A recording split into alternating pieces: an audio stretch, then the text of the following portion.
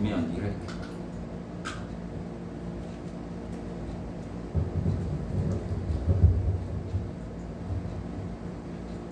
Et la fois passée, nous avons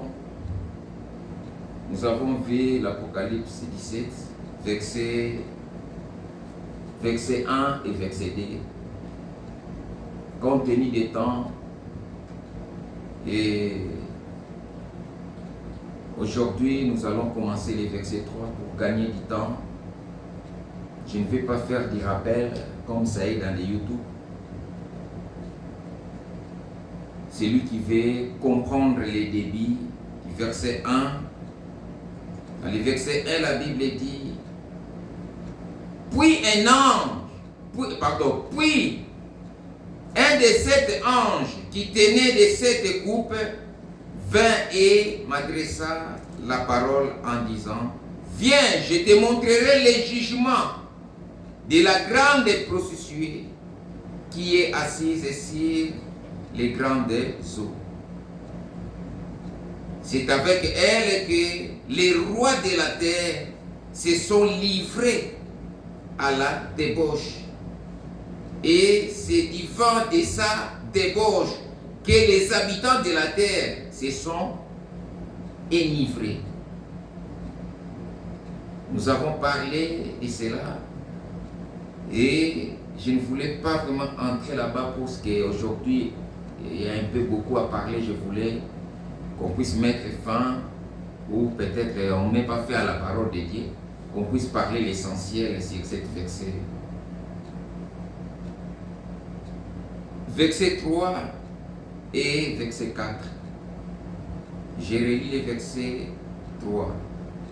Il me transporta en esprit dans un désert, et je vis une femme assise sur une bête écarlate, plein de noms de blasphème, ayant cette tête et 10 cornes. La bête qu'on parle ici, c'est la même bête qu'on avait étudiée en Apocalypse 13. Si vous lisez dans le livre d'Apocalypse 13, quand nous avons vu l'Apocalypse 13, on nous a parlé de 2 bêtes dans ce livre. Il y avait un bête qui montait des eaux et il y avait un bête qui montait de la terre. Et la bête qu'on nous parle ici, c'est les premières bêtes qu'on nous parle dans l'Apocalypse 13. Si nous pouvons lire ça, Apocalypse 13. Puis j'ai vu monter de la mer une bête qui avait 10 cornes et 7 têtes. C'est cette même bête qu'on nous parle ici dans le livre d'Apocalypse. C'est la même bête. Ce n'est pas une autre bête. C'est aussi les dragons dont parle l'Apocalypse 12. Si vous lisez dans le livre d'Apocalypse 12, verset 3, vous allez voir, on nous parle d'un dragon là-bas. C'est les mêmes bêtes qu'on parle là-bas. C'est les mêmes bêtes qu'on parle de l'Apocalypse 13, 4. C'est les mêmes bêtes qu'on nous a parlé dans l'Apocalypse 16, verset 10. C'est les mêmes bêtes. Et la Bible dit que cette bête a une trône. Et un royaume. Donc c'est une bête écarlate. C'est une bête qui est vraiment impressionnante. Écarlate, c'est de la richesse que la femme a volée aux habitants de la terre. Cette femme ici, cette bête ici, il a volé la richesse aux habitants de la terre. Et même au roi de la terre, il a amassé la richesse. Compte tenu de sa doctrine de la rise. Alléluia. Il a eu le temps de voler la richesse de la terre. Et cette femme est devenue riche. très riche alors. Il est devenu vraiment très riche. En leur vendant des images. Il vendait des images. Vous venez acheter l'image de Saint-Joseph. Il vous vend l'image de Saint-Marie. Il vous vend des chapelets. Il vous vend des eaux bénies. Il vous vend des histoires, il vendait. Et il allait plus loin. Il vendait même des prières. Alléluia. Amen. Il vendait même des prières. Quelqu'un qui est mort, il vient, non, si vous voulez que votre frère puisse partir au ciel, nous pouvons lui amener, comme il est en enfer, lui amener dans un endroit qu'on appelle le purgatoire. Et après là-bas, nous allons faire encore des prières. Et si vous donnez de l'argent, nous allons encore faire des prières pour lui enlever dans le purgatoire, pour lui amener au ciel. C'était une arnaque durant beaucoup des années. Et il a fait des fortunes avec ça. Il a eu le temps de faire beaucoup d'argent avec cette arnaque. Il vendait des prières. Et les dirigeants même, les dirigeants du monde, quand il contrôlait l'Europe, l'Asie, les dirigeants du monde allaient payer l'impôt chez cette dame, chez cette bête. Ils payaient. Et c'est là, celui qui a mis fin à cela, quand Martin Luther était sorti. Nous avons vu ça pendant les âges. C'est Martin Luther qui est venu révéler. Non, c'est du arnaque. La Bible dit, rendez à César ce qui est à César et à Dieu ce qui est à Dieu. Vous, vous êtes des autorités, lui aussi c'est une autorité divine. Donc vous n'avez rien à lui donner. Ah bon? Martin Luther, quand il est venu, Martin Luther a dit, non, on ne vend pas de prières. Nous avons reçu gratuit, il faut donner aussi gratuit. Et c'est pour cela qu'on voulait tuer Martin Luther. Nous avons eu le temps de parler de cela quand nous avons vu les 7 âges de l'Église. Il vendait même les salis. Si tu veux acheter du sali, il vous vend du sali. Donc tu peux commettre des péchés. Un homme qui est en train de vivre, il a beaucoup d'argent, il a déjà acheté les salis. Il sait que moi, si je meurs, j'irai au ciel. Aujourd'hui même, si je meurs, donc je m'en fous du reste. Il peut faire n'importe quoi. Il sait que moi, le ciel est à moi. Alléluia. C'était une arnaque. C'était cette dame-là. Les dragons que la Bible parle ici, cette femme-là, c'est lui qui vendait. Il était puissant. La bête, la femme, la Bible dit ici, verset 3, la Bible nous parle de la femme. La femme c'est un système religieux. Il a pris les habitants du monde avec un système religieux. Sa doctrine de rise. La bête, c'est la puissance qui lui apporte. Ou la puissance qui la soutienne. C'est des couleurs rouges. Ici, vous voyez des prêtres catholiques. Quand vous arrivez au niveau des Monseigneur, il met les couleurs rouges. C'est l'air couleur. La bête écarlate, c'est un système anti-Christ aussi. Frère Bonhomme dit. C'est un système anti-Christ. Cette même femme va prendre le contrôle politique du monde durant la tribulation. Pour le moment, les habitants de la terre, les gens peuvent lui négliger, peuvent faire n'importe quoi. J'ai écouté les politiciens congolais sont en train d'insulter des prêtres catholiques. Parce qu'ils ne savent pas ce que l'Église catholique est. L'Église catholique, il a un système de renseignement qui dépasse même plusieurs pays du monde. Il y a des choses qui peuvent passer au fin fond du village là-bas. Le président de la République ne sait pas ça, mais Pape Rome connaît ça. Pape connaît ça. Donc il n'y a rien qui les échappe. Donc ils sont en train de contrôler le monde.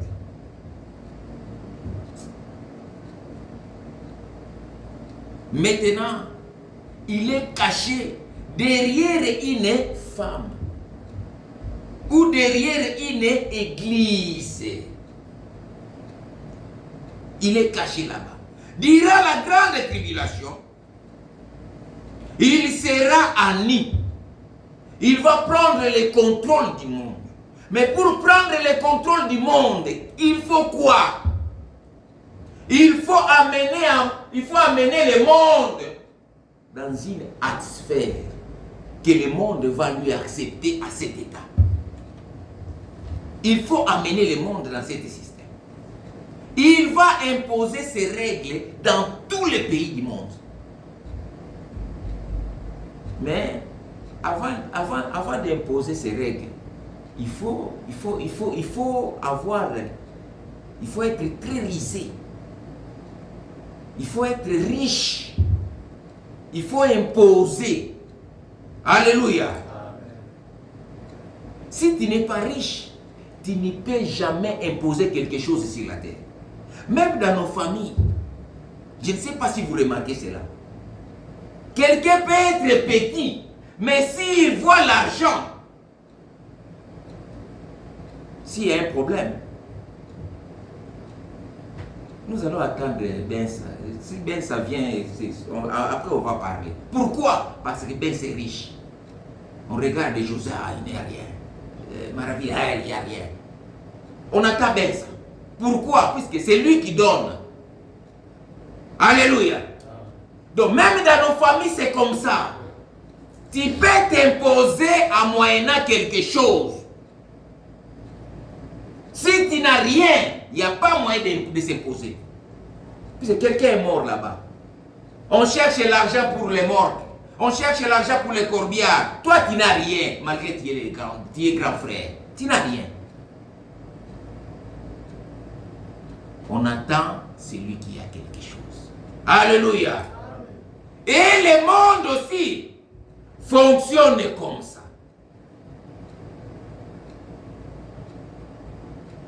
Il était aussi habillé de façon royale, la Bible dit. Il s'est habillé de façon royale, d'une sorte de dignité autour de lui ou autour d'elle. Elle était parée d'or. La Bible dit, verset 4. Cette femme était vêtue de pourpre écarlate et parée d'or. Ses habits, c'est doré. Elle est riche. Nous vivons un temps où le monde est en train de vivre une crise économique. Et cette crise va nous amener là-bas. Alléluia. Les mondes sont en train de voir, ils ne comprennent pas, frère. Les États-Unis ont autant d'argent. La France a autant. Et tout circule. Et quand l'argent circule, il n'y a pas de crise. Les crises viennent quand? Quand l'argent n'est plus sur le terrain. Est-ce que vous comprenez? quand l'argent n'est plus sur le terrain, ça devient crise. Puisque l'entreprise peut avoir volonté pour payer les agents. Il n'y a pas de liquidité. C'est une crise. C'est ce que les grands hommes d'affaires font dans nos pays africains. Vous recevez les Libanais, tantôt vous recevez les Chinois. S'ils veulent mettre votre président contre 1000, c'est votre argent. Mais tellement ils ont des grandes boutiques, ils ont des grands magasins. Cet argent-là, quand ça circule, quand ça entre chez eux, au lieu de déposer dans les banques nationales, ils bloquent ça. Ils bloquent. Il n'y a plus de liquidité. Crise. Et c'est ce qu'il est en train de faire. Pour le moment, il est en train de bloquer la richesse du monde. Puisque c'est une femme qui est riche. Il est en train de bloquer la richesse du monde. Et nous allons arriver au point où les dirigeants de la terre vont commencer à chercher à qui il faut plaider l'argent. Les dirigeants de la terre vont arriver à un moment, ils vont dire maintenant à qui il faut. Les États-Unis. Oh, les États-Unis aussi en crise. Ils vont partir en Chine, les Chinois aussi en crise. Non, Russie aussi il est en guerre, il est en crise. La France, n'en parlons pas. Burkina Faso, des pays, des colonies, ne donnent plus l'argent. Frère, c'est blocage. Et lui va commencer à appeler les dirigeants du monde. Venez, moi, je vais vous donner l'argent. Venez, je vais vous donner l'argent. Mais à condition, je vous donne l'argent, mais à condition, vous allez fermer des églises qui m'insultent. Des églises qui m'appellent l'antichrist. Les églises qui ne veulent pas s'adhérer dans l'écuménisme. Il faut fermer. Alléluia.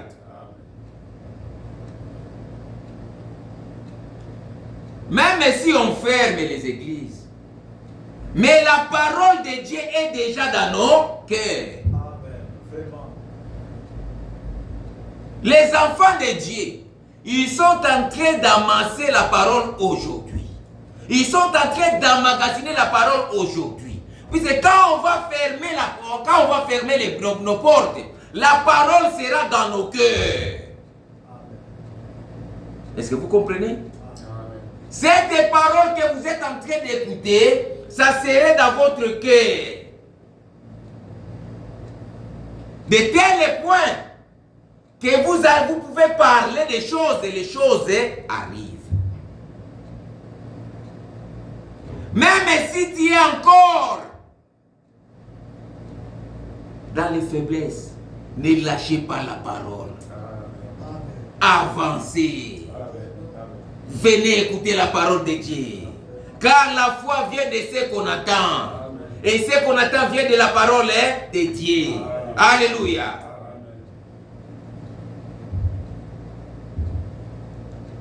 Verset 4b. La Bible dit, elle tenait dans sa main une coupe d'or remplie d'abominations et des impuretés et des impuretés de sa prostitution.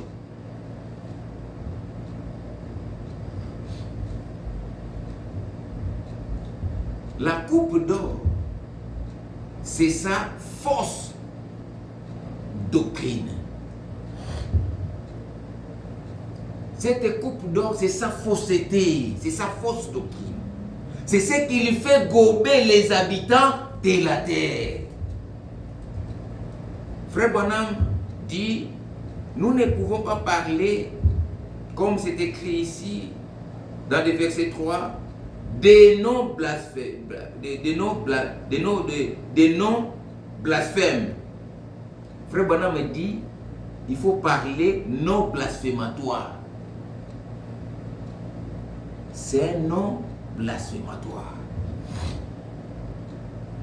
On ne doit pas dire des noms. On doit dire non blasphématoire. Ce sont les filles de cette prostituée. Alléluia. Les filles de cette prostituée. Donc les églises dénominationnelles. Ce sont les églises dénominationnelles. Frère, à l'époque, les gens pensaient que seulement c'est cette dame-là. Or, cette dame-là, la Bible nous dit, il a aussi ses filles. Il a aussi ses enfants à lui. Il y a un adage français qui dit, telle fille, et par le telle mère, telle fille. Ces filles se comportent aussi comme elle. Leur maman, durant les âges, il a vendu des prières. Leur maman, durant les âges, il a vendu les effigies de Marie. Leur maman, durant les âges, il a fait des messes de mort. Leur maman, durant les âges, il a fait des histoires. Et aujourd'hui, ses enfants ont aussi en train de faire ça. Vous ne regardez pas dans les télévisions? Donnez $1000. Si tu fais la prière de $1000, ce n'est plus l'église catholique. Hein. Ce sont les églises de réveil. Venez s'aimer. Donne $1000, tu auras une prière de $1000. Celui qui a $500, prière de $500. Frère, ce sont les enfants de cette femme. Alléluia. Et cela ne se limite pas seulement dans des dénominations. Cela aussi est entré dans les messages. Cela est entré aussi dans les messages. L'église de Jésus, c'est l'église de plein évangile. L'église de Jésus ne vend pas les effigies. L'église de Jésus, nous avons reçu gratuit, il faut donner aussi gratuit.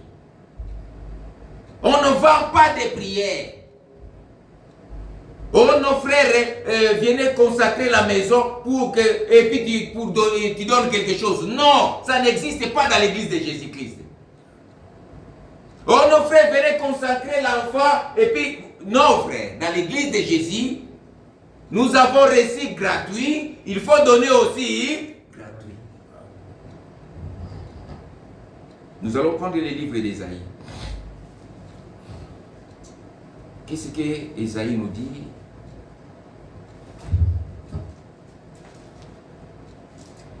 Ésaïe 4.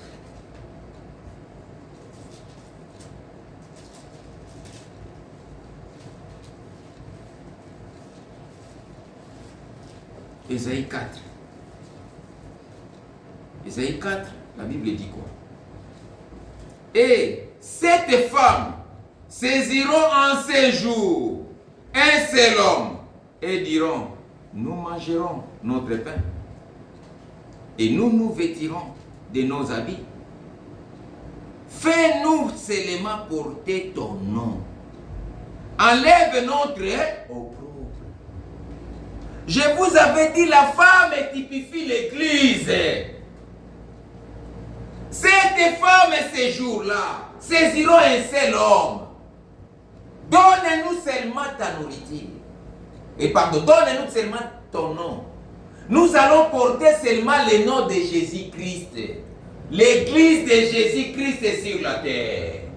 L'église évangélique de Christ. Amen. Alléluia. Ils ont porté le nom des églises, ils ont mis le nom de Jésus pour attirer les gens. Mais la nourriture, c'est des prédications qu'ils donnent, c'est leur prédication qui ne se trouve pas dans la Bible. Amen. Alléluia. Amen. Ils sont en train de donner leurs propres prédications. Ils sont en train même de vêtir les gens leurs propres habits. Nous, notre représentant légal a dit ceci. Mais si votre représentant légal a dit, vérifiez cela dans la Bible. Si cela ne se trouve pas dans la Bible, mettez de côté. On ne suit pas pas les représentants légaux. On suit la parole de Dieu. Notre absolu, c'est la Bible. Nous prêchons l'évangile biblique. Alléluia. Donnez-nous seulement votre nom. Nous allons porter seulement votre nom. Mais frères, ces femmes-là, ils ont leur propre nourriture. Ils ont leurs paroles qui sont en train de donner. Ils sont en train de distribuer la parole de Dieu. Montrez à ces fidèles-là. Regardez des choses qu'on vous prêche là-bas. Cela n'est pas de la Bible. Oh non, non, non. Nous, notre représentant légal, il nous a dit ça comme ça. Les gens sont en train de mourir. Alléluia. Mon peuple meurt par manque de connaissances. C'est ça. Nous allons prendre toujours Ésaïe 61. Ésaïe 61, verset 10. Nous allons prendre un peu en bas pour gagner du temps. Car il m'a revêtu des vêtements du salut. Il m'a couvert du manteau de la délivrance. Quand Dieu vous appelle, Dieu vous donne ses vêtements. Ce ne sont pas les vêtements bleu et blanc. Oh non, blanc, blanc. Oh frère, l'église ne distribue pas les vêtements. Notre vêtement, c'est le baptême du Saint-Esprit. Si tu as Saint-Esprit, moi aussi j'ai le Saint-Esprit. Frère, même si c'est un Chinois, même s'il est je ne sais pas quelle race, si vous êtes ensemble, vous allez comprendre que celui-ci c'est un enfant de Dieu. Amen. C'est pour cela en Christ, il n'y a ni juif, ni grec. Il n'y a ni Rwandais, ni Congolais, ni Angolais, ni Français, ni Canadiens. Nous sommes tous frères. Il n'y a pas de quelque chose de race en Christ. L'église qui est tribale, frère, ne vient pas de Dieu. Ces ministères ne viennent pas de Dieu. Alléluia. Nous sommes des frères. L'église ne distribue pas les habits. Oh non, parce que frère, ils portent le même habit que nous. Comment tu sais? Non, bleu blanc. Nous portons les blés blancs. Oh non, ils portent les mêmes habits que nous. Quel habit, frère? Au vert blanc. Un vert blanc, c'est fou. Au vert blanc, oui. Ah bon? Dieu n'a donné aucun habit. Les habits qu'il a donnés, c'est le baptême du Saint-Esprit. Amen. Alléluia. Amen. Nous allons prendre le livre de Zacharie.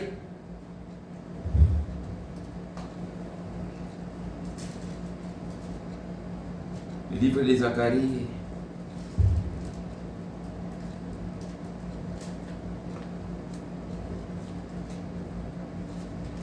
Zacharie.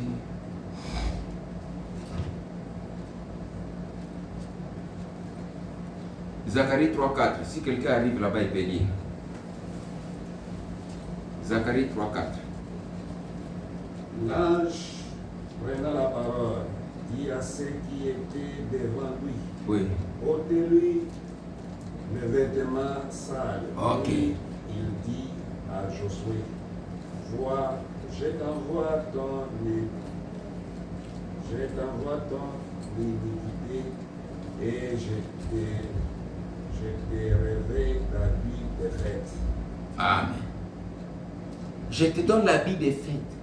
L'habit des fêtes, c'est le baptême du Saint-Esprit. Ce ne sont pas les habits comme ça. Frère, les habits que nous avons ici, on n'ira pas avec ces habits au ciel. Les jours de l'enlèvement, ces habits-là vont rester. Amen. Tu vas être surpris. Tu es, je ne sais pas, en robe blanche peut-être. Les habits de noces qu'on va entrer avec là-bas, ce ne sont même pas cet corps. Cet corps, c'est corps pourriture, ça va rester ici. Nous serons changés, la Bible dit. Amen. Tous nous serons changés. Ce n'est même pas cet corps qu'on ira avec. Hein? Ce n'est même pas cet corps. Les gens sont embrouillés dans des choses là et les gens aiment ça. Les gens aiment des églises comme ça. Même les assemblées du message sont devenues des noms blasphématoires. Vous entrez dans une assemblée où tribalisme règne. Vous entrez dans une assemblée du message où il n'y a que des mêmes clans. Frère, c'est déjà une mauvaise idée. C'est déjà une mauvaise signe. Comment Dieu appelle seulement cette tribu? Ou Dieu appelle seulement les gens de cette province? Non, frère. C'est un mauvais signe. Dieu appelait tout le monde. C'est un Dieu de toutes les nations, de toutes les langues et de tous les tribus. Alléluia. Même si Satan vient de te dire, tu n'iras pas au ciel. Dis-lui, tu es venu en retard. Dis au Satan que tu es venu en retard. Dieu m'avait déjà choisi dès avant la fondation du monde. Alléluia. Nous sommes choisis. Quel que soit, vous pouvez être faible aujourd'hui, mais demain vous allez être fort. Amen. Verset 5. Sur son front était écrit un nom de mystère, Babylone la grande, la mère des prostituées et des abominations de la terre. C'est une mère. Cette mère, frère, il a eu des enfants. C'est une femme prostituée. La femme ici, c'est une église. C'est une dénomination. Mais il a eu aussi des enfants. Et ces enfants-là, ils travaillent même avec lui. Mais ils ont changé seulement des noms. Là-bas, on les a appelés Babylone, la grande prostituée. Mais d'autre part, il a changé de nom. Là où nous venons de lire dans le livre d'Ésaïe, il a pris le nom de Jésus-Christ. Il montre aux gens comme s'il est l'église de Jésus-Christ. Donnez-nous seulement ton nom. Nous avons notre nourriture. Nous avons notre vêtement. Mais toi, donne-nous seulement ton nom. Une femme, s'il a beaucoup d'argent dans la nature, il a beaucoup d'argent, mais il n'a pas un mari, ça lui fait mal. Une femme a toujours voulu être couverte par un homme. C'est naturellement, c'est comme ça. Alléluia. Ça maintenant dans le spirituel. Cette femme que la Bible parle ici dans le livre de l'Apocalypse, c'est une église. C'est une église, une grande église du monde. Il y regroupe toutes les églises. Et toutes les églises qui sont entrées dans cette confédération, ce sont ses enfants à lui. Ils sont en train d'accomplir les livres de Matthieu 13. Alléluia. Prenez le livre de Matthieu, Matthieu 23.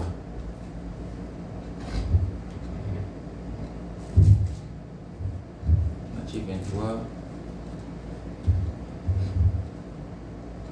Matthieu 23. Il dit quoi ici? Matthieu 23. 1. Alors, Jésus parla à la foule et à ses disciples et dit, les scribes et les pharisiens sont assis dans la chair de Moïse. Faites donc et observez tout ce qu'ils vous disent. Mais n'agissez pas selon leurs œuvres, car ils disent et ne font pas. Ces doctrines, ce qu'ils prêchent, non, c'est que moi je vous prêche. Vous mettez ça en pratique. Même si moi je ne mets pas en pratique, mais vous mettez en pratique. Vous savez les églises qui disent ça, non? Il y a des pasteurs qui disent ça. Mettez ça en pratique. Il ne faut pas suivre ma vie. Pasteur aussi c'est un homme, non? Un homme de Dieu doit être modèle. Un homme de Dieu, s'il est appelé par Dieu, Dieu va prendre soin de lui. Alléluia. Ne faut pas prêcher, faites ce que moi je vous prêche et ne me suis pas ma fille. Non, frère. Notre vie, c'est une prédication. Notre vie, c'est l'évangile. Un homme qui ne vit pas l'évangile, il n'est pas digne d'apporter la parole. Frère Branham me dit, vaut mieux de vivre une prédication que de prêcher une. Comment tu peux prêcher des prédications pour les autres et toi-même tu ne les vis pas? Alléluia. Nous devons vivre ce que nous prêchons. Ne soyez pas scandale pour les autres.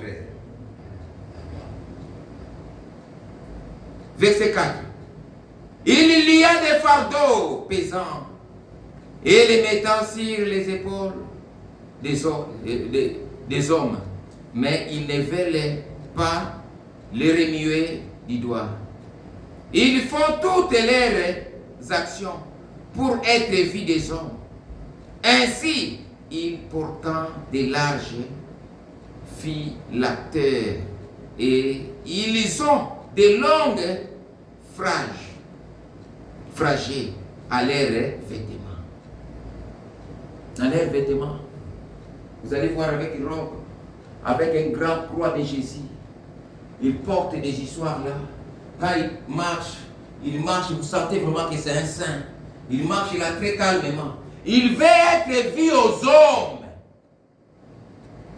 Quand tu fais quelque chose pour Dieu, ne cherchez pas que les gens puissent t'honorer. Ne cherchez pas que les gens puissent t'admirer. Quand tu fais quelque chose, vis pour Dieu.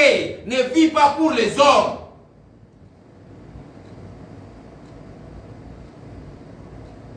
Ne vis pas pour les hommes. Ils aiment la première place dans les festins. Et les premiers sièges dans les synagogues. S'il vient quelque part, il faut lui mettre devant. Ils aiment devant. Ils ne aiment pas derrière. S'il y a des filets, s'il y a une manifestation même politique, ils aiment être appelés par leur nom. Docteur. Voyez, regardez docteur Intel, docteur Bernard. On les met devant les tribunes. Ils aiment être devant les tribunes dans les festins. Alléluia. Ils aiment des honneurs. Ils aiment beaucoup des honneurs. Ils aiment être salués dans les places publiques. Hein? Et être appelés par les hommes, Rabbi, Rabbi. Monseigneur, Monseigneur, Pasteur, Pasteur, ils aiment ça. Ah, Daddy, Daddy, Daddy, ils aiment ça. Mais regardez ce que la Bible dit. Mais vous, ça c'est une maintenant recommandation du Seigneur.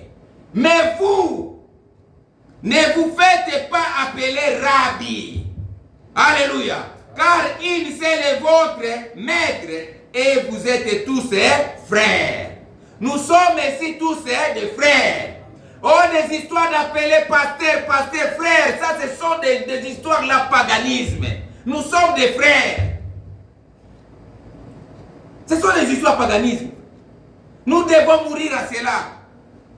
Alléluia. Amen. Cherchez, frère, à être appelé par ton nom. Et non pas par des titres. Ces titres-là, on n'ira pas au ciel avec. Daddy, daddy, daddy, ça va rester ici. Apôtre, apôtre, ça va rester ici. Rabbi, rabbi, ça va rester ici. Grand prophète, Yohumela, ça va rester ici.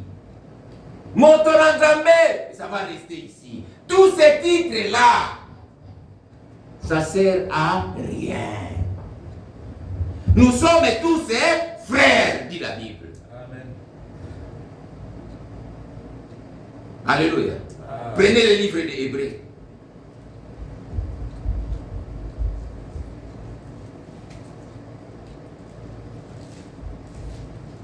Hébreux 2.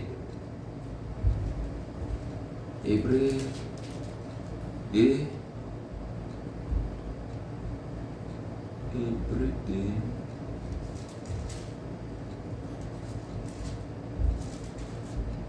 Hébreux 2, pour gagner du temps, nous allons nous descendre directement au verset 11. Mais à la maison, vous pouvez commencer au verset 10.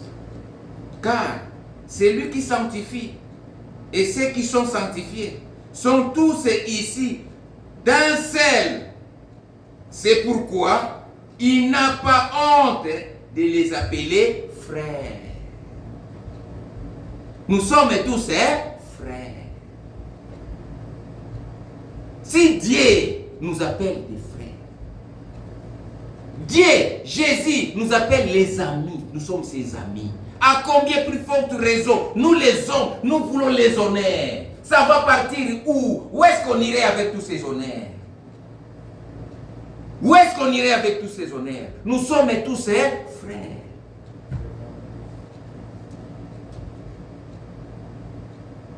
Frères, ils cherchent des gens qui ont beaucoup d'argent dans les églises. Si vous avez beaucoup d'argent, vous allez commencer à s'asseoir devant.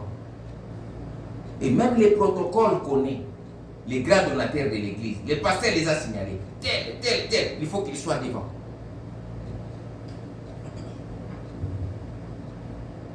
Pour mettre le diacre, il va chercher les gens de son coin. C'est ça, frère, l'esprit des Nicolaïtes dans une église. Cet esprit des Nicolaïtes a commencé dans le premier âge.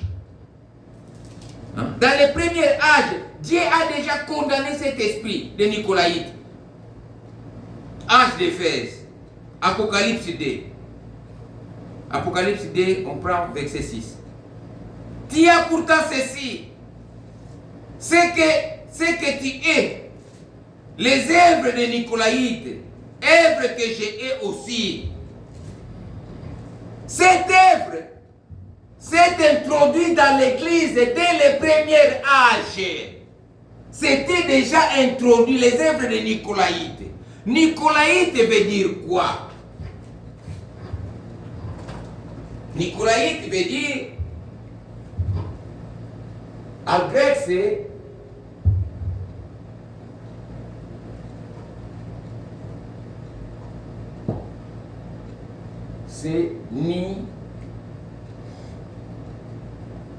Nikao, Laos,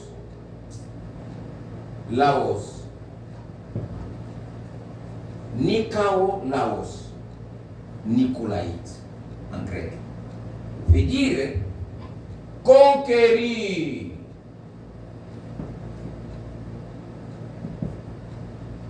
Laos veut dire laïque. Laïque. Ou tu peux mettre comme ça.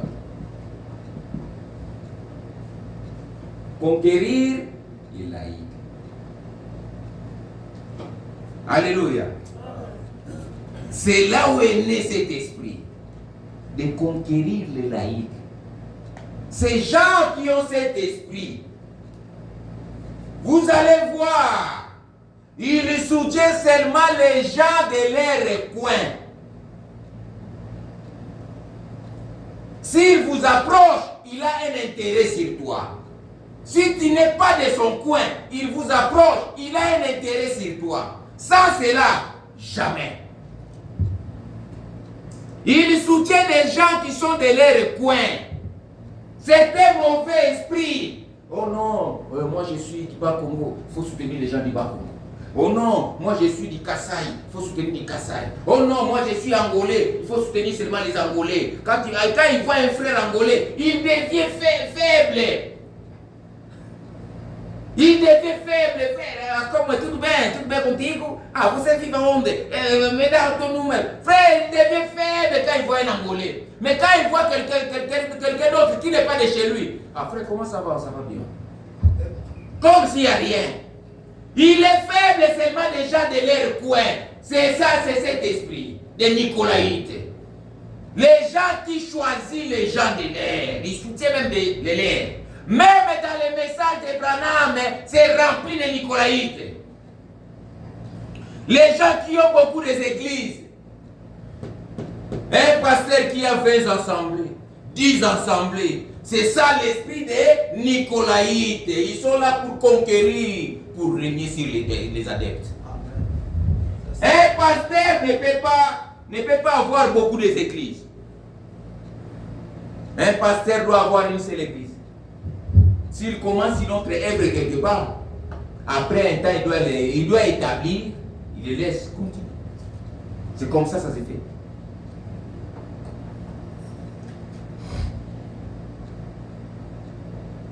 Telle mère, tel fils. Telle mère, tel fils. Un pasteur qui demande toujours l'argent aux adeptes. L'argent, frère, ma soeur. Non!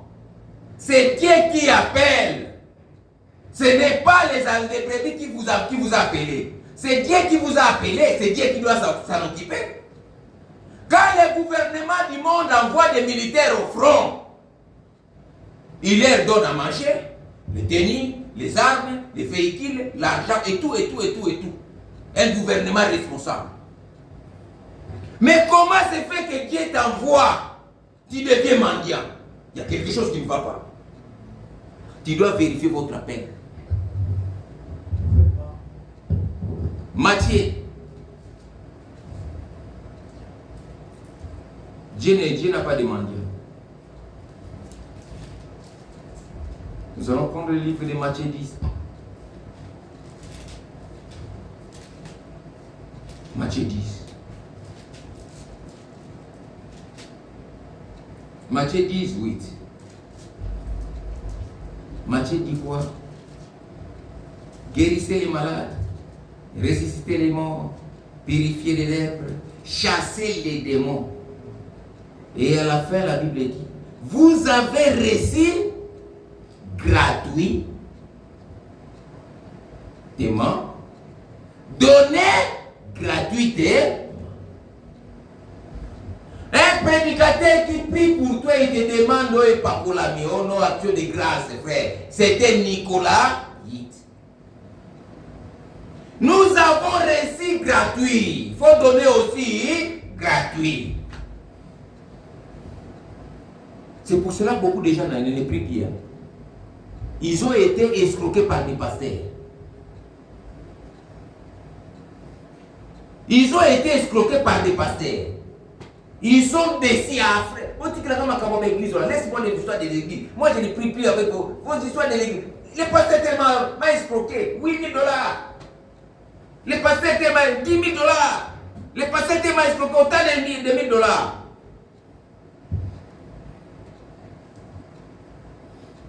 Vous avez reçu gratuit, donnez aussi gratuit.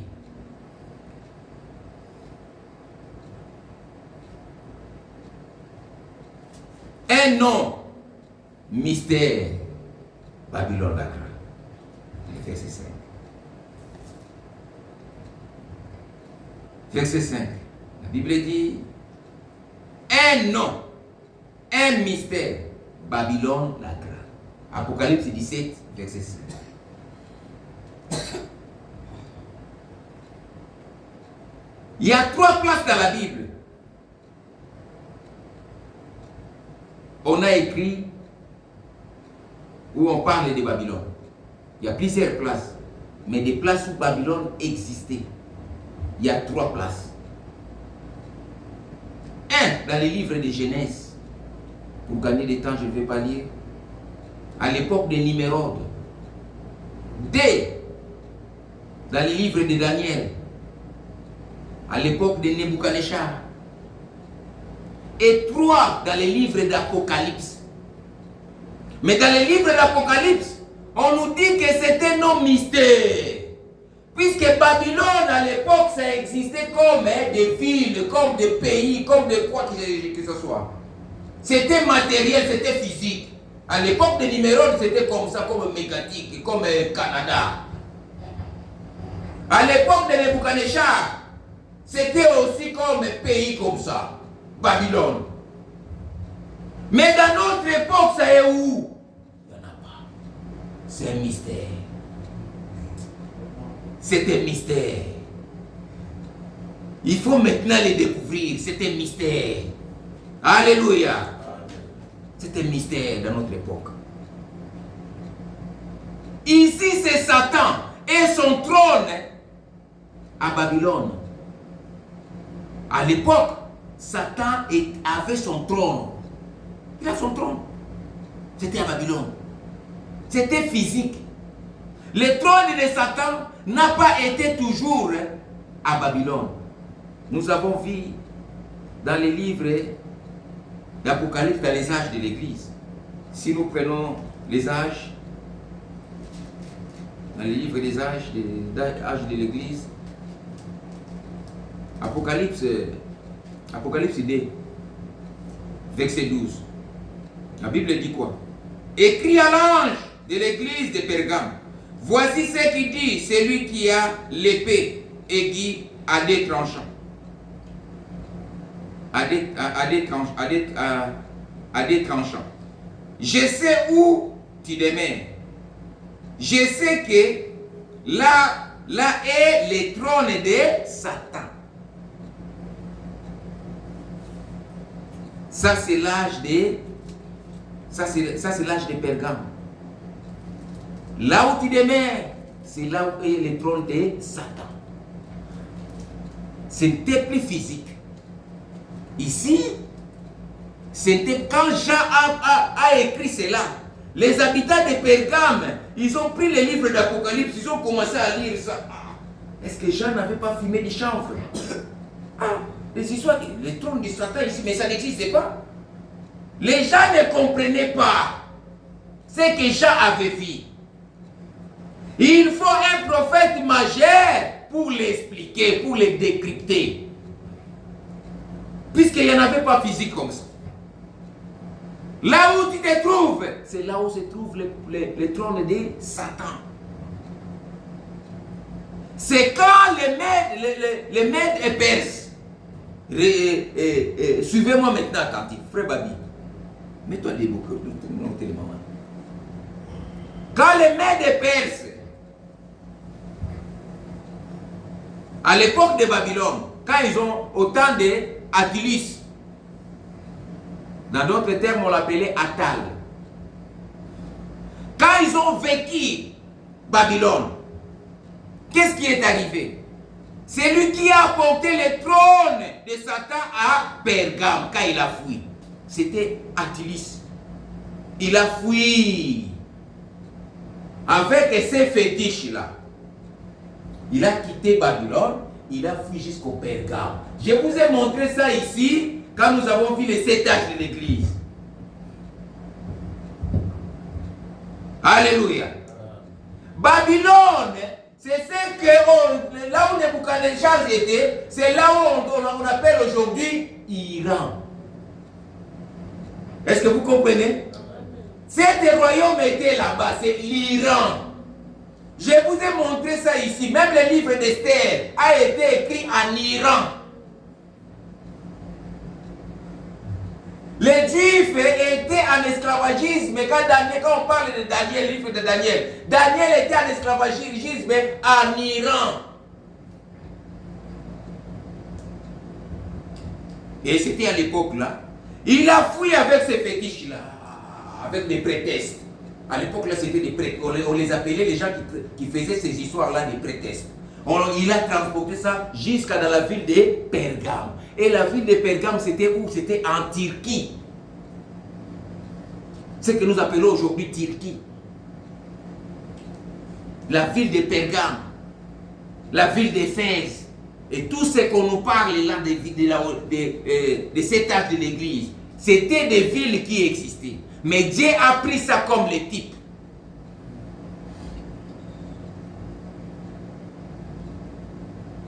Après Attilus 1, cela est passé à Attilus 2. Et quand cela est arrivé à Attilus 3, Attilus 3 dit, moi je ne vais pas. Je ne vais pas prendre ces histoires-là. Il a refusé. Et il donna ses pouvoirs aux Romains.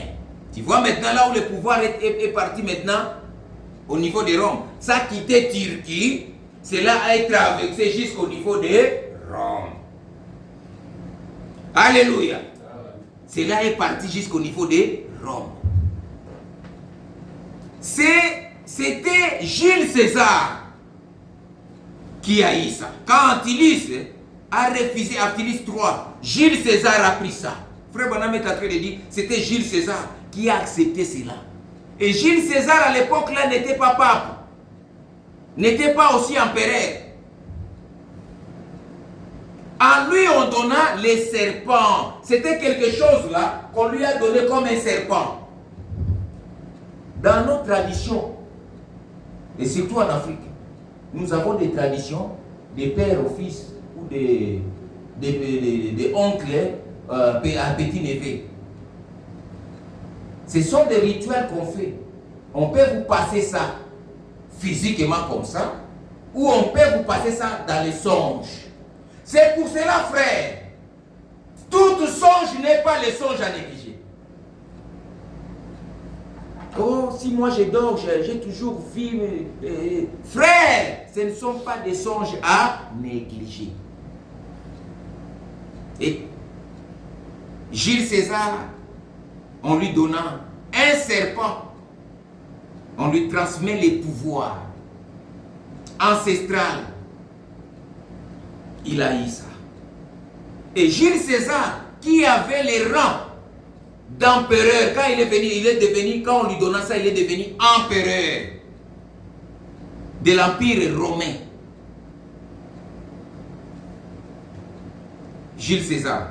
Ce n'était pas encore, puisqu'à l'époque, là, quand il a réussi, il n'était pas encore empereur. Mais quand on lui remis ça, quand on lui donna ça, directement il devient empereur. Quand il avait pris ce pouvoir, il devient pontifique. Pontifique ou roi prêtre. On les appelait aussi roi prêtre ou pontifique. Alléluia. Amen. Il y a eu plusieurs empereurs qui sont passés jusqu'au temps de Maxime III. Jules César est mort et cela est passé jusqu'à ce qu'on est arrivé au niveau de l'empereur Maxime III. Puis, Maxime III aussi refusa de prendre ça. Quand Maxime III refusa de prendre ça, puisqu'il était l'empereur, c'est en ce moment-là qu'on prend cet pouvoir, qu'on donne ça au pape. Vous voyez comment cela est arrivé? Puisque quand Dieu dit quelque chose, quand nous regardons dans les yeux humains, tantôt ça nous complique. C'est comme quand Frère Branham en 1933. Frère Branham est en train de prophétiser. Il dit, je vois la Russie est en train de monter. Mais frère, la Russie était province de l'Union soviétique. À l'époque, en 1933, la Russie était province, c'était une province de l'Union soviétique. Mais frère Branham est en train de dire, je vois la Russie monter. Observez la Russie, les rois du Nord. Quand vous voyez que la Russie commence à monter, faites attention. Frère, il n'y avait pas la Russie. C'est comme Esaïe. Esaïe est en train de dire, un enfant nous est né, un fils nous est donné. Les gens regardent, mais il n'y a pas un enfant qui vient de naître maintenant. Vous voyez, quand un prophète parle, ils ont des langages là, il faut être très prudent pour peut-être échapper à cela. Vous voyez, pour échapper à cela. Quand Jean a vu, les gens pouvaient douter même de tout ce que Jean a vu. Vous voyez, Jean a vu les trônes de Satan à Pergame. Ah, mais à Pergame, il n'y avait rien à l'époque là. C'était des pontificats. Pontificat, cela est devenu maintenant avec les papes. Les papes, ils ont pris ce pouvoir. Et maintenant, Rome était divisée. Il y avait Rome papale et Rome des empereurs. J'avais expliqué ça en long et en large quand nous avons vu les 7 âges de l'Église. Depuis lors, personne sur la terre, frère, peut dire, il peut conquérir, il peut dépasser la magie qui se trouve au Rome. Il n'y a personne. quel que soit qui que vous soyez. Ils ont dominé le monde avec leurs manches. Oh, les Arabes, il y a des églises catholiques au niveau des pays arabes. Oh, en Afrique, frère, quand ils sont venus, leur fétiche là, ça détruit le fétiche de nos ancêtres. Ils ont même pris d'autres, ils ont amené ça chez eux. Pour montrer que nos fétiches n'étaient même pas forts. Vous voyez? Donc aujourd'hui, frère, il n'y a pas une fétiche qui peut dépasser le fétiche de Babylone. Et c'est Babylone-là. C'est Babylone-là. C'est lui que la Bible dit ici. Il est assis sur les 7 montagnes. Je vous avais mis la fois passée l'image ici. L'image des 7 montagnes. Et c'est une ville qui est bâtie sur 7 montagnes. La ville de Rome. On l'appelle aussi les villes des 7 collines. Si tu veux lui vaincre, il faut seulement être en Christ. Si tu n'es pas en Christ, frère, ne faut jamais s'hasarder à défier pas. Tu seras honteux. Tu seras honteux. Nous sommes forts en Jésus-Christ. Vous voyez, nous sommes forts en Jésus-Christ. Si vous êtes en Jésus-Christ, ces gens-là, ils vont te voir, ils vont te fuir. Mais si vous n'êtes pas en Christ, et ils connaissent les gens qui font les aventures, ils les connaissent. Nous sommes au temps où les vrais adorateurs adoreront le Père en esprit et en vérité. Dès qu'il a pris cet pouvoir, tout ce qui était à Babylone se retrouve maintenant aujourd'hui au niveau de Rome. Comme cet endroit s'appelle pas Babylone, Dieu dit que c'est une Babylone sous un mystère. Quand la Bible dit ici, la Bible dit un mystère, Babylone la grande. Donc ce nom-là, c'est un mystère. C'est Babylone la grande. Et nous allons prendre le livre de 1 Timothée.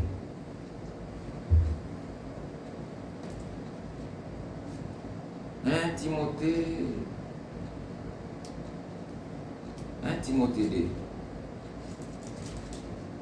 1 Timothée 2, 5. Il y a un seul Dieu et aussi un seul médiateur entre Dieu et les hommes. C'est Jésus-Christ. Mais qu'est-ce qu'ils ont dit? Non, frère. Les pontificats, les papes, c'est lui qui est le médiateur entre les hommes et Dieu. Or, la Bible dit, il y a un seul médiateur, c'est le Seigneur Jésus-Christ. Mais cette église-là nous enseigne que, non, qui est le médiateur? C'est Pape. Pape n'est pas notre médiateur. Ni Marie n'est pas aussi non plus notre médiateur. Marie, c'est notre sœur. La Bible est claire, la Bible dit à qui la grâce a été faite. Non pas, et je vous salue Marie comme on nous a enseigné à l'école. Je vous salue Marie pleine de grâce. Frère, ça ils ont tordu l'écriture. La Bible dit à qui la grâce a été faite. Et non pas plein de grâce. Marie n'a pas plein de grâce. Celui qui a plein de grâce, c'est le Seigneur Jésus-Christ. C'est le Seigneur Jésus. Marie aussi est sauvée. Comme toi et comme moi. Il y a un seul médiateur entre Dieu et les hommes, c'est le Seigneur Jésus-Christ. Apocalypse 17, verset 6. J'ai vu cette femme ivre de sang des saints et des sangs des témoins de Jésus. Et il a envoyé, je fus saisi d'une grande étonnement. en l'envoyant, je fus saisi d'un grand étonnement. Les sangs des sangs. Frère, cette église, quand cela a commencé, ils ont tué beaucoup de saints, des martyrs des catacombes. Ils ont tué les gens qui n'ont pas voulu entrer à s'adhérer dans l'église catholique. Des gens d'art qui ont été assassinés. Beaucoup de gens qui ont été assassinés durant les âges. Si tu ne fais pas s'adhérer, on te tue. C'est pour cela que la Bible dit, il est ivre de sang des saints. Il est ivre de sang des saints. Il a beaucoup tué. Et à la fin aussi, il va encore tuer. À la fin, il va encore tuer. Ils ont beaucoup tué. Dans la croisade de Albigeois, de 1209, de 1229. Donc de 1209 pardon, et 1229. Ils ont massacré les chrétiens à l'époque où il y avait le pape Innocent III. Ils ont massacré les chrétiens. À l'époque du pape Léon, au lomo des papes que nous avons ici.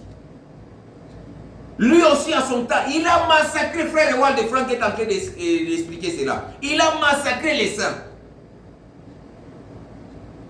Et quand vous voyez l'esprit incarne encore une autre, Léon, il vient pour la mission.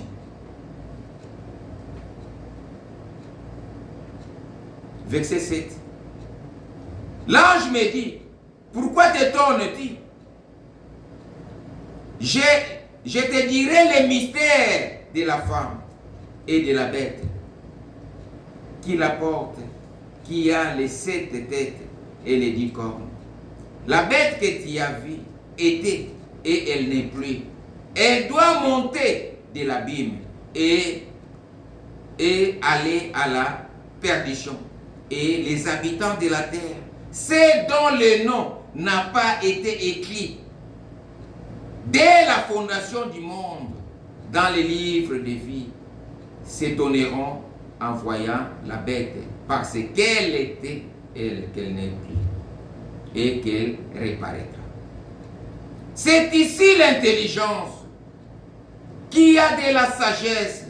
Les 7 têtes sont 7 montagnes sur laquelle la femme est assise. Ce sont aussi 7 rois. 5 sont tombés et un existe, l'autre n'est pas encore venu. Et quand il sera venu, il doit rester peu de temps. Il doit rester peu de temps. Frère Branham me dit dans le livre de deuxième saut, c'est là où il est en train d'expliquer ça. C'est là où il est en train d'expliquer ça. L'ange me dit, pourquoi étonnes-tu? Cette femme que tu as vue, c'est un mystère. C'est un mystère. Puisque aujourd'hui, si tu cherches une ville qui s'appelle Babylone sur la terre, ça n'existe pas. Mais aujourd'hui, ça existe d'une manière spirituelle. Cela est siégé quelque part d'une manière spirituelle. C'est pour cela qu'on est en train de nous dire ici dans le verset 9. C'est ainsi l'intelligence qui a de la sagesse. Les 7 têtes sont les 7 montagnes. Quelle ville est bâtie sur les 7 montagnes sur la terre? C'est Rome. Si vous entrez même sur l'internet, Rome est bâtie sur les 7 montagnes. Ça est là-bas dans l'ordinateur. Rome est bâtie sur les 7 collines. C'est la ville de Rome qui est bâtie sur la 7 collines, sur la terre. La Bible dit, la femme là est assise sur cette ville. C'est aussi les rois. Il y a des rois qui sont passés, mais il y a d'autres qui vont venir. Il y a d'autres rois qui vont venir. Nous sommes presque arrivés à la fin. Avant cela, ils vont faire la guerre au sein. Avant que la femme puisse dominer la terre, ça serait par l'écuménisme, pardon. Ils vont réunir toutes les églises, cette femme. Il va mettre toutes les églises sous son couple. Les gens qui ne voudront pas, on va fermer ces églises-là. Les gens seront contents, puisqu'il a des paroles là qu'on dit flatteuses. Quand il vous parle, vous sentez que c'est un homme de Dieu. Il est vraiment gentil. Il sait comment attirer les gens, comment flatter les hommes. Et même les présidents du monde, ils sont ivres. Ils sont vraiment ivres de sa doctrine. Ils aillent s'agenouiller là-bas. Et quand il va réunir toutes les églises et tous les présidents, ils auront crise. Dans cette crise, ils vont recourir chez lui pour chercher l'argent. Et c'est dans ces moments-là, ça serait l'écuménisme. L'écuménisme, quand cela va commencer, l'épouse ne sera plus sur la terre. Nous allons vivre les premières pressions quand cela va commencer. Mais nous n'allons pas vivre tout l'écuménisme. Nous allons laisser l'écuménisme et nous allons être enlevés. Alléluia. C'est ce moment que nous sommes en train d'attendre. Vous voyez, si Christ n'était pas mort, on n'allait pas être ici. Mais si nous sommes ici, parce que Jésus-Christ était mort pour nous. Et avec lui, nous savons que nous allons vaincre. Vous voyez. Et je suis en train de suivre en Israël. Les mois passés, j'ai vu les vidéos en retard. Les Juifs sont allés au mur de lamentation. Ils sont en train de réclamer au Seigneur qu'il leur envoie Mashiach. Ils sont en train de pleurer. Seigneur, quand tu vas nous envoyer Messie? Quand est-ce que tu vas nous envoyer Messie? Nous avons besoin de Messie. Frère, ce sont des signes graves pour l'épouse. Amen. Ce sont les signes graves pour l'épouse. J'ai la vidéo en question. Quand j'ai lu ça, c'est un frère qui m'a envoyé. Il me dit, frère, tu connais ce qui se passe? Moi, je dis non. Regarde d'abord cette vidéo. J'ai regardé, mais j'ai dit, waouh. Frère, ils sont en train de pleurer dans cette mine de lamentation que Messie vient, que Messie vient, que Messie vient. Oh! Dieu ne traite pas avec les nations et les Juifs ensemble. Quand les Juifs, le Messie quand les deux témoins vont descendre là-bas, puis ce ne sera pas le Messie, ça sera les deux témoins. Quand les deux témoins vont commencer leur ministère, l'épouse doit partir. Vous voyez? Il y a une prophétie qui était sortie dans les années 80. À l'époque, là, Benjamin Netanyahu n'était pas encore Premier ministre. N'était même pas encore Premier ministre. À l'époque. Mais, qu'est-ce qui est arrivé? On a fait sortir cette prophétie. Ils ont dit que Benjamin Netanyahu, c'est un rabbin qui a donné cette prophétie. Il sera le dernier Premier ministre. Quand j'ai vu toutes ces choses-là, frère, ça m'a effrayé. Ça m'a vraiment effrayé. Avec les choses qui est en train de se passer sur la terre, frère, nous sommes arrivés à la fin. Arrangez nos vies, frère. Nous sommes en train de partir. Que le Seigneur vous bénisse. Mettez-vous debout.